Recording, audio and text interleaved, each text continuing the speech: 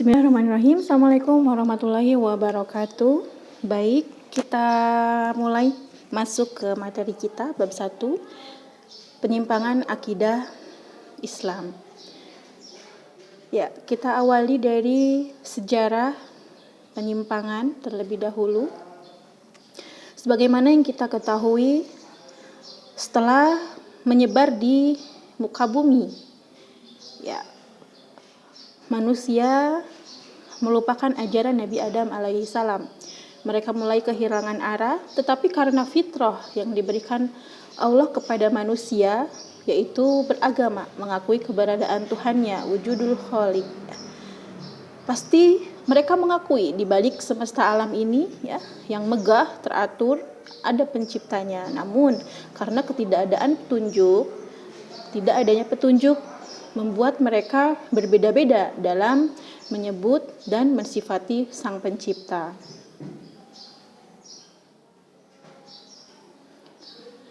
Kanan nasu ummatan wahidah. Jadi manusia itu adalah umat yang satu. Kemudian Allah mengutus para nabi sebagai pemberi peringatan dengan menurunkan bersama mereka kitab yang benar untuk memberi keputusan tentang perkara-perkara perselisihan. Petunjuk bagi orang-orang beriman, ya, kepada kebenaran tentang hal yang mereka perselisihkan. Allah memberi petunjuk kepada yang dikehendaki kepada jalan yang lurus. Ini dalam surat Al-Baqarah ayat 213. Kemudian kita masuk di sini poin pembahasan yang akan kita bahas apa saja, ya. Kita akan membahas pertama tentang sejarahnya. Tadi sudah kita sebutkan di awal. Kemudian sebab adanya penyimpangan dalam akidah umat manusia. Yang ketiga, penyimpangan agama besar. Kemudian yang terakhir, penyimpangan akidah di kalangan kaum muslimin dan bagaimana cara menanggulanginya, itu juga kita akan bahas. Sejarah penyimpangan akidah Islam. Ini tadi sedikit sudah kita sebutkan, ya, tentang penyebaran manusia. Di sini di zaman Nabi Adam alaihi salam belum ada penyimpangan. Zaman Nabi Adam alaihissalamnya, ya, semuanya masih menyembah Allah Subhanahu wa taala. Namun seiring dengan berjalannya waktu, ya, kita langsung masuk ke zaman Nabi Nuh alaihissalam, dan disinilah terjadi penyimpangan pertama dalam sejarah manusia, menjadikan orang soleh sebagai sesembahan. Bahkan berhala-berhala yang mereka sembah itu diambil dari nama-nama orang-orang saleh yang hidup di zamannya.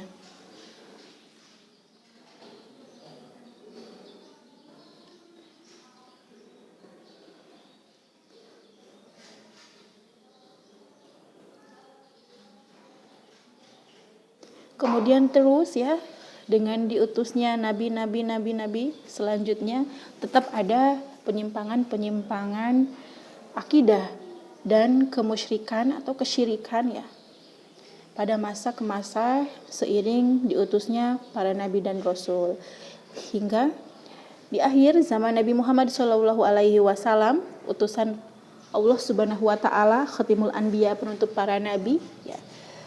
Zaman sebelum Rasul diutus, sebelum Rasul lahir adalah disebut dengan zaman jahiliyah, merupakan zaman keterpurukan moral manusia, menjadikan patung sebagai sesembahan, ya. Yang ketika itu mereka di bawah dua kekuasaan besar, ada Romawi dan Persia, ya. Dikala itu sebelum Islam datang, sebelum Rasul diutus, sebagai berbagai macam perbuatan buruk, perbuatan keji seolah berkumpul di sana, ya. Perselisihan, peperangan, merendahkan kaum perempuan, dan masih banyak lagi yang lainnya, ya. Perzinaan, pelacuran ada di mana-mana. Bahkan dari macam-macam pernikahan pun sangat banyak ya, yang tentunya tidak sesuai dengan syariat Islam, ya, itu termasuk ke dalam bagian pernikahan-pernikahan yang diharamkan. Kalau kita lihat itu ada di materi sirah dulu di kelas 10 ya, tentang kehidupan bangsa Arab jahiliyah. Ada pernikahan-pernikahan, ada mut'ah, kemudian ada nikah apalagi selain mut'ah, istibdo ya, ada khudan, kemudian masih banyak yang lainnya. Sehingga disinilah kita sampai sekarang menjadi umat Nabi Muhammad SAW. Walaupun jarak kita sudah sangat jauh, 14 abad lamanya berbeda ya dengan masa diutusnya Rasul, tetapi sampai sekarang saat ini kita umat manusia, umat Islam, umat Muslim ya, masih berpegang teguh kepada agamanya Nabi Muhammad SAW, agama Allah yang satu-satunya diridhoi, yaitu adalah agama Islam. Berpegang teguh kepada dua pusaka yang diwariskan kepada Rasul ya, kepada umatnya dari Rasul, yaitu Al-Quran dan As-Sunnah. Sama halnya sekarang juga kalau kita lihat ya di Indonesia masih banyak orang-orang Islam yang melakukan hal-hal yang dikatakan berbau-bau kemusyrikan atau syiriknya itu masih kental, masih ada. Orang Muslim sholat, Islam, bayar zakat ya, tapi misal masih melakukan adat-adat ya, yang diturunkan oleh nenek moyangnya sebelum diutus atau sebelum masuknya agama Islam ke Indonesia gitu ya, saat ini ke negara kita. Masih membuat sesajen, kemudian selain buat sesajen ada lagi masih banyak hal-hal yang lainnya. Membuat sesajen gitu ya, membuat penyembahan gitu ya, penyembelihan kepala hewan diarak di laut dan lain sebagainya untuk keselamatan laut agar tidak murka dan lain sebagainya, katanya seperti itu ya. Orang Islam gitu, tapi itu tadi mereka masih mewarisi ya apa yang dilakukan oleh nenek moyang mereka tadi. Dan itulah yang harus kita bersihkan. Pemahaman itulah yang harus kita luruskan di tengah-tengah masyarakat ya. Kalau kita yang sudah mengetahui gitu, dengan cara apapun, media apapun gitu ya, kita harus memberitahukan kepada masyarakat bahwa hal itu tidak sesuai dengan apa yang diajarkan oleh Rasul SAW. Kita mulai ke awal sebabnya, apa yang menyebabkan penyimpangan ya. Di sini ada yang pertama, menjadikan para penyihir sebagai rujukan. Kemudian yang keduanya adalah muncul para filosof ya. Yang pertama, menjadikan para penyihir sebagai rujukan. Menjadikan para penyihir sebagai rujukan di sini, boleh yang bukunya sambil dibuka ya. Kita masuk halaman 4 sekarang tentang sebab awal penyimpangan. Halaman 4.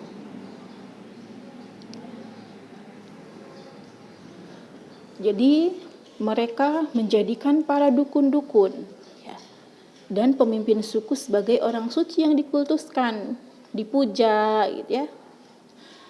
Para dukun dan tuan secara berlebihan, sampai-sampai mereka menjadikan ucapan-ucapan dari para dukun, penyihir atau pemimpin mereka itu sebagai satu titah atau aturan yang mana ketika dilanggar akan mendapatkan hukuman ya, seperti itu. Tidak ada yang tertulis adat istiadatnya, tetapi dilestarikan dan dijaga, artinya diingat peraturannya seperti ini, seperti itu, dilaksanakan, dijalankan.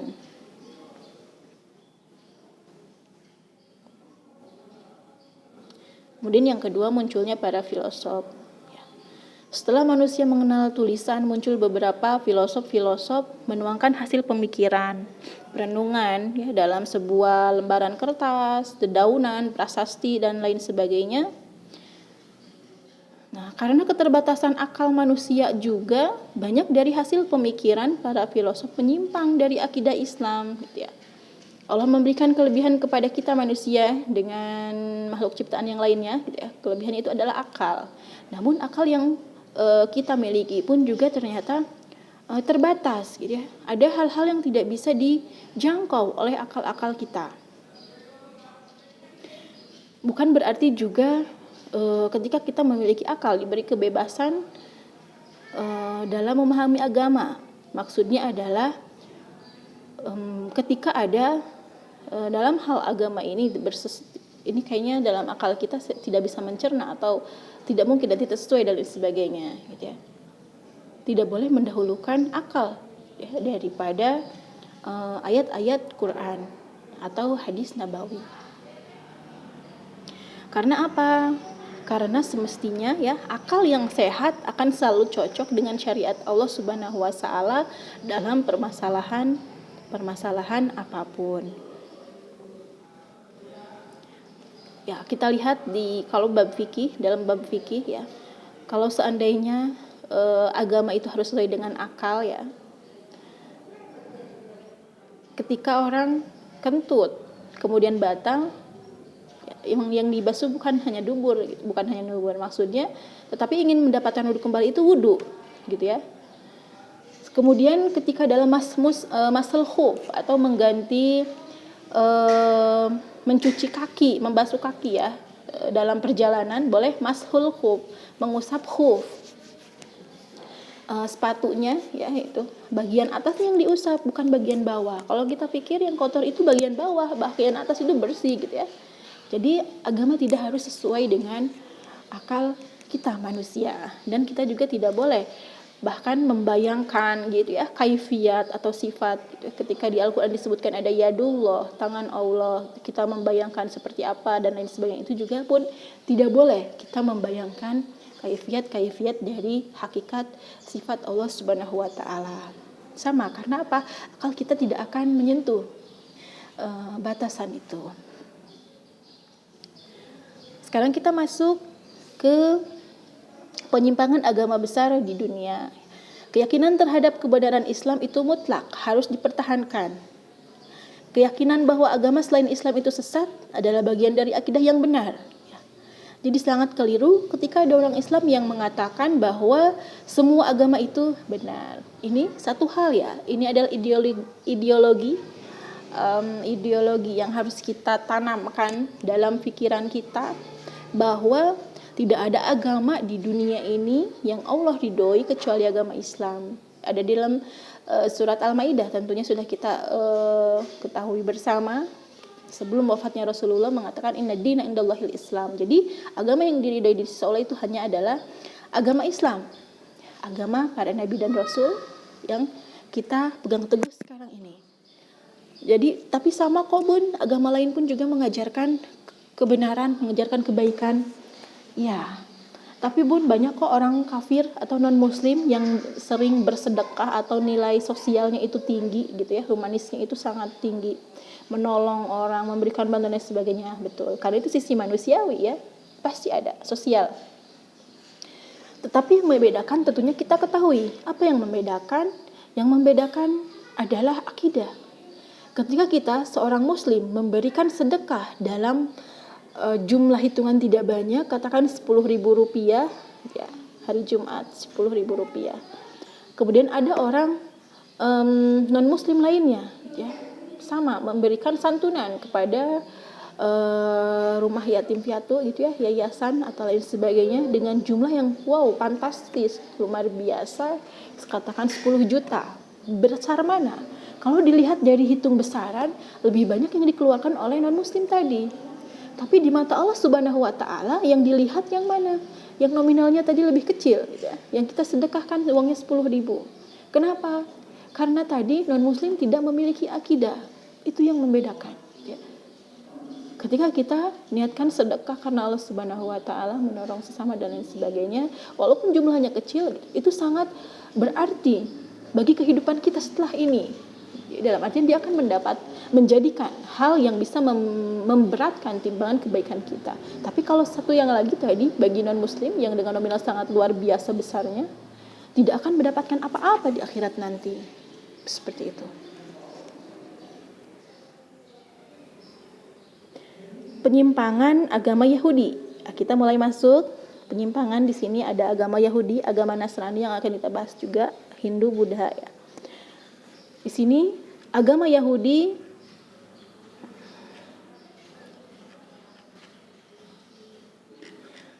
diambil dari kata Yahuza. Yahuza merupakan putra dari Nabi Yakub alaihi salam, ya, disatakan putra keempat dari Yakub alaihi salam yang jumlahnya 12. Dari Yahuza, dari agama Yahudi berasal dari kata Yahuza, diambil dari tokohnya.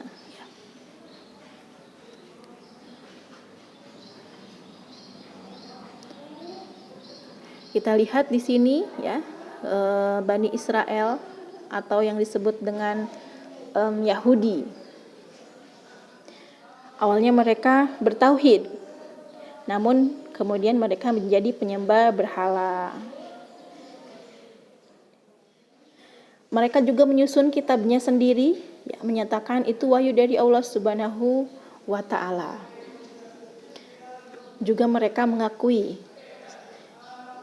sebagai anak-anak Tuhan, ya, sebagai kekasih-kekasih Tuhan. Kita lihat di sini dari awalnya mereka menyembah, sebenarnya bangsa Yahudi pernah mencapai juga kejayaan di Mesir pada masa Nabi Yusuf alaihi salam, ya. Kemudian setelah meninggalnya Nabi Yusuf ini diganti oleh para Fir'aun, ya, Fir'aun.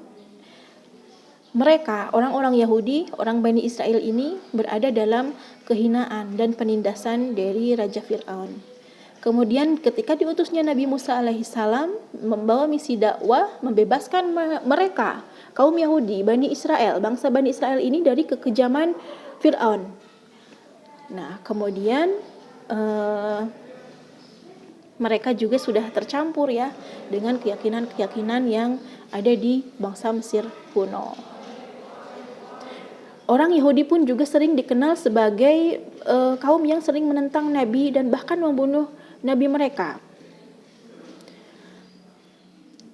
Setelah Nabi Musa membebaskan, kita lihat ya di Al-Quran juga disebutkan mereka membawa kaum Yahudi, Bani Israel ini dari Mesir menuju Syam, kalau sekarang menjadi bumi Palestina. Mereka menampakkan pembangkangannya apa? Yaitu mereka ketika Nabi Musa alaihi salam mengasingkan diri, ya, wa idza wa'adna Musa 40 lailah, mengasingkan diri selama 40 hari. Kemudian kami, ya, Bani Israel menjadikan patung anak sapi sebagai sesembahan lagi. Ini sebagai pembangkangan yang dilakukan oleh bangsa Yahudi, kaum Bani Israel, ya, patung-patung yang dibawa oleh Samiri. Jadi kenapa mereka selalu merasa berhak? Ya, karena sudah katanya Palestina itu adalah bumi yang dijanjikan kepada mereka. Padahal ketika mereka membangkang, ya, sudah tidak mengikuti apa yang diperintahkan oleh nabi mereka, Nabi Musa, itu sudah tidak berhak lagi, ya, mendapatkan yang dijanjikan, menjadikan bumi Palestina itu. Nah, kemudian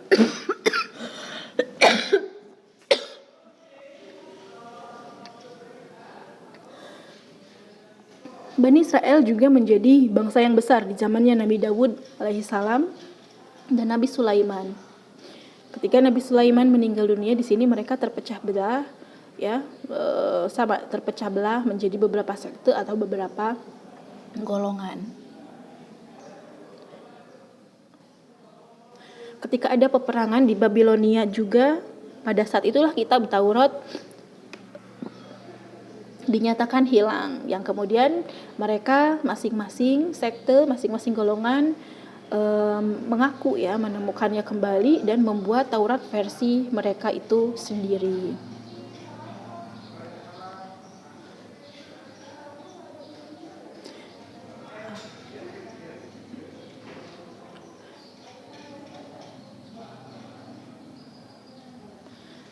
Ini yang pertama tadi tauhid, kemudian menyembah berhala, menyusun kitabnya sendiri. Ini bagian dari kesesatan mereka. Yang ketiga, mengaku sebagai anak Tuhan, ya, mereka selalu menganggap diri mereka lebih mulia daripada kaum-kaum yang lain, sehingga mereka tidak mau menerima nabi yang bukan dari berasal dari kaum mereka, dari Bani Israel. Nabi Muhammad SAW tidak mereka terima.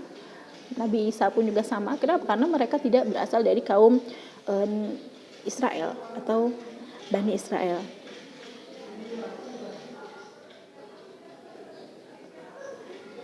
Darah keturunan mereka merupakan paling mulia, gitu ya. Tidak ada bagi kata mereka di dunia ini keturunan yang paling mulia melebihi keturunan mereka. Yang paling berhak atas bumi Palestina katanya itu mereka ya, sampai sekarang. Makanya kenapa mereka masih merebutkan. Padahal tadi kita lihat sejarahnya ya, ketika dibantu diselamatkan ya dari Firaun ke bumi Syam, tanah Palestina. Kalau sekarang ya mereka ingkar lagi, kemudian menyembah patung-patung berhala sehingga sudah tidak bisa lagi, tidak berhak lagi terhadap bumi yang dijanjikan.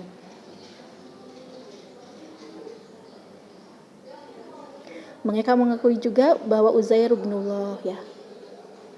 Uzair adalah anak Allah kata mereka. Kita masuk sekarang penyimpangan agama Nasrani. Nasrani berasal dari kata Nazaret, diambil dari tempat kelahiran Nabi mereka atau Nabi Isa alaihi salam. Ya.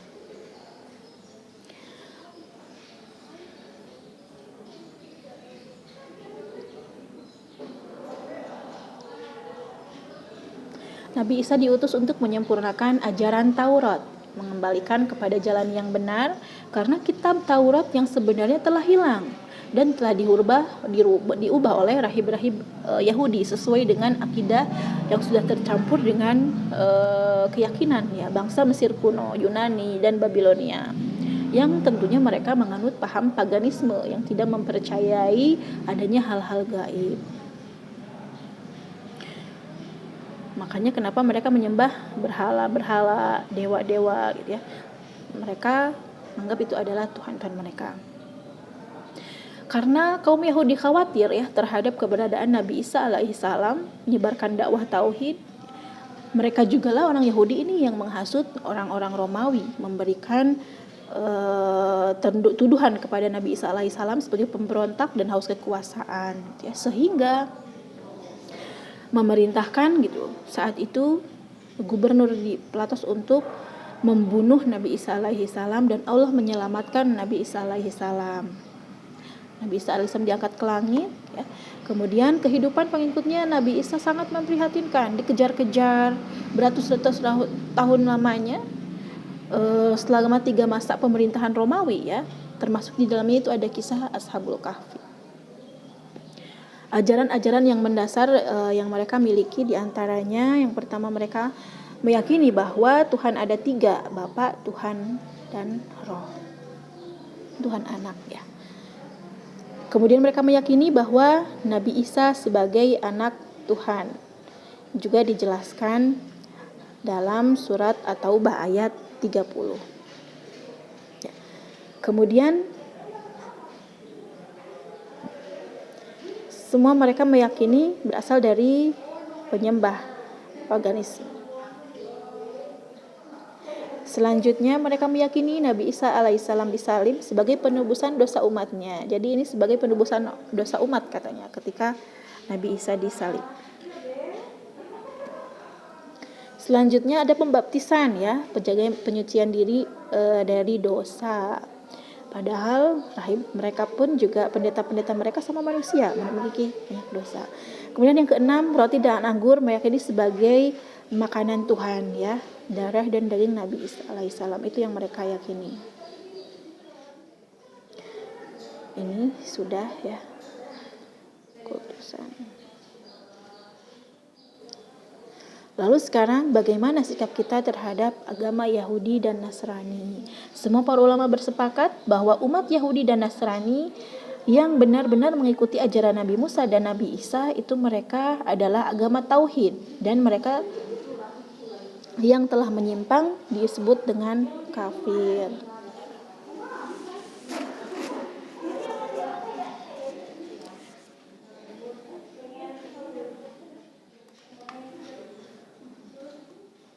Cukup sampai di sini.